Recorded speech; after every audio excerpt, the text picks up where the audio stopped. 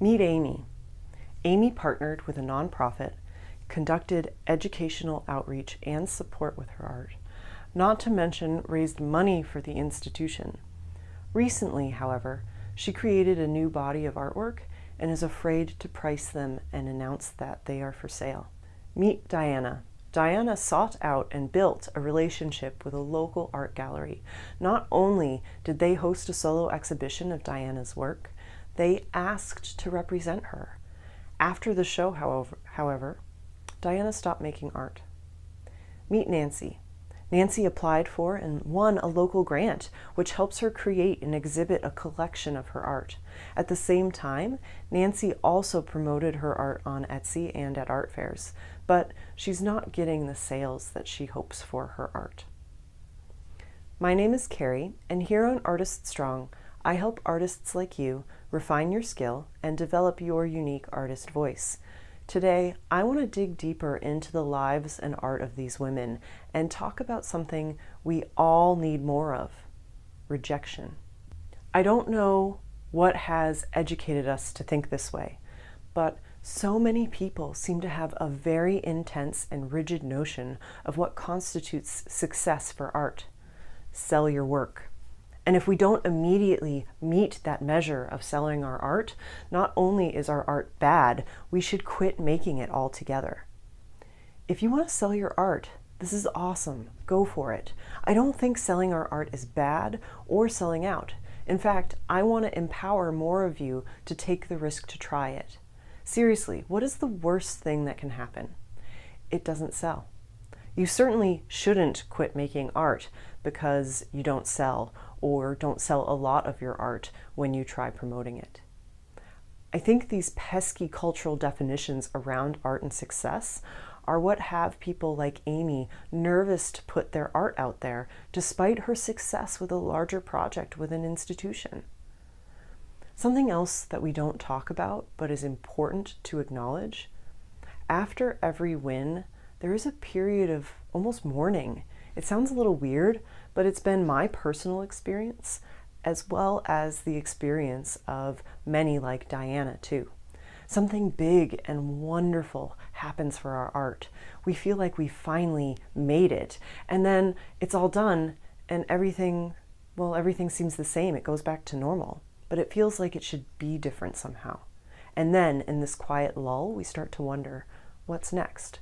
If nothing has really happened because of this latest win, why am I doing this at all? Sometimes we self-sabotage too. I read this book called The Big Leap by Gay Hendricks, and in it he talks about how our lives have an equilibrium, and that for the most part we all make decisions to try to maintain that equilibrium. It doesn't matter if you have moments of success or failure, it's all about returning to equilibrium. So, when we have a big win that takes us outside of our comfort zone, sometimes we make conscious or unconscious decisions that bring us back down again. He calls it an upper limit problem. Consider for yourself.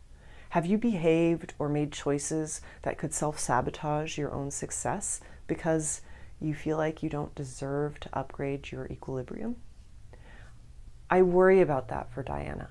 She deserves her success, and so do you.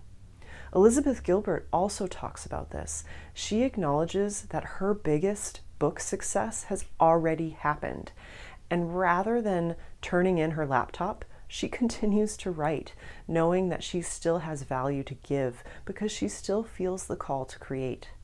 I hope that all of you and Diana see that there is always art to create, no matter what level of success or failure you feel. Now, let's talk about Nancy. She won a grant for her art. Not many people can say that, and yet, after an experience of low sales at a market, she was questioning her success and validity as an artist. If you were thinking about selling something other than your art, would it be a failure to sell only a few items, or nothing on the first or second try? Or instead, would you be looking at this experience to understand what lessons you can take away to apply to your next attempt? Perhaps the packaging was wasn't quite right. Perhaps the copy, the language that you use on your website, or the stories that you used to share about the work could be changed a bit. Also, of course, there is the question of the product. Do people want this? Will they find it useful? Is the product to the quality and standard I would buy this item from myself? I see a lot of artists get no sales on a group of artworks, and instead of trying to repackage or tell new stories or create new offers around their art, they make a new group of artworks to sell. Did you have a lemonade stand as a kid? When someone told you they didn't want a lemonade, was your heart broken? Did you feel like giving up on selling those lemonades? Did you go make a different kind of lemonade? Maybe you did. I bet not. I bet you smiled and you asked the next person, and maybe you thought about how to create a bigger or better sign, or to place your stand somewhere different, like near a local soccer field on a hot summer day. When we take risks on our art and try new things, sometimes they work out really well. Sometimes they don't work out at all. It really has no bearing on your art, but what you do with it reflects on your character. What do you do when you feel like you've lost? Do you give up? Do you look at others around you to blame? Or do you look at your choices, the actions that you've taken, and ask yourself, what can I learn from this?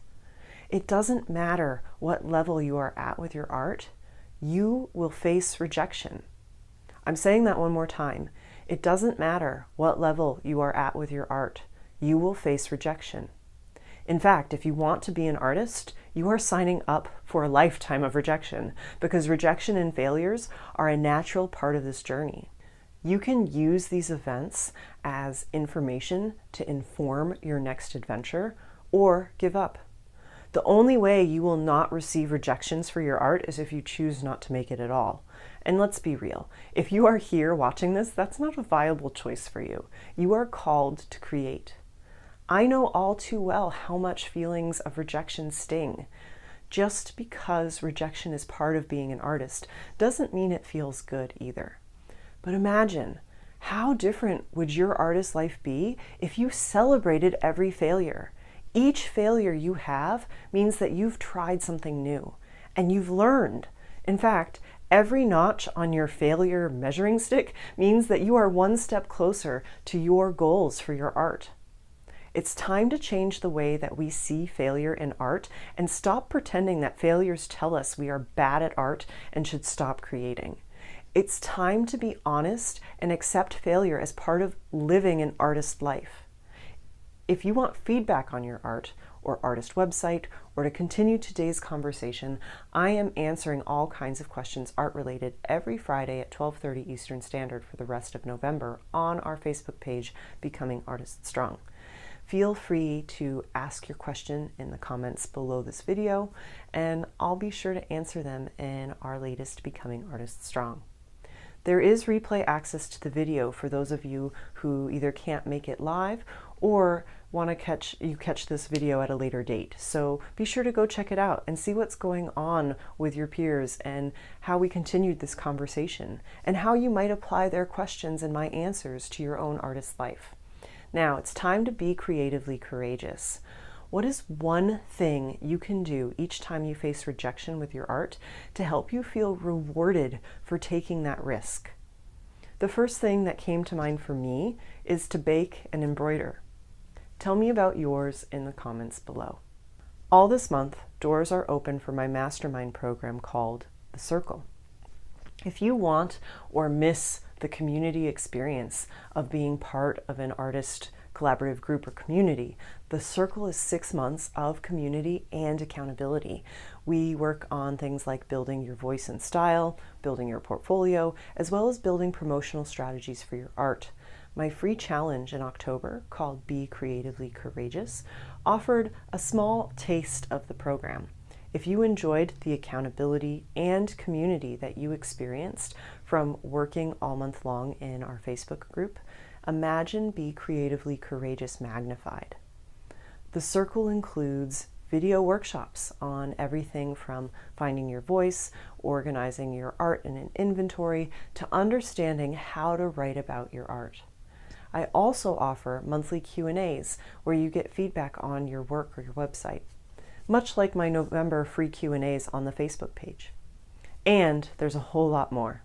If you want to take advantage of the early bird pricing that's available this month, visit www.artiststrong.com/the-circle. I'll make sure it's linked below this video as well. If you're watching this video after the circle has closed, be sure to use that link to sign up for the waiting list, and you'll be one of the first people notified when it opens again. Thank you so much for watching, and I'll see you next week.